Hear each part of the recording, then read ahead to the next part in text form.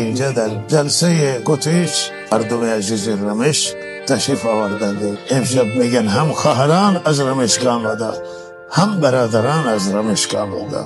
بعد راضی نمیشه که ما بریم مثلا در حوزه استان کرمان. گفت آقا اینجا کرمانه، گفت آقا اینجا ایران هست و ایرانی همه جا آزادم باید بره، هیچ ایرانی گذرنامه نیاز نداره. بگذارید آزاد بگذارید همینطور که در ممالک دیگه که برن. بله یک جایی میخواسته بریم و گفت آقا شما هماهنگ نکردید، همه اتوبوس ها میه هواپیما این همه مسافر که هماهنگی کردی که من هماهنگی بکنم؟ ما بلکه ملک ماست که ملک خدای ماست.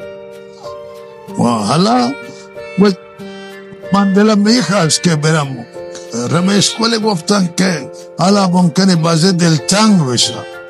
ما شما را دلتنگ نمی کنیم.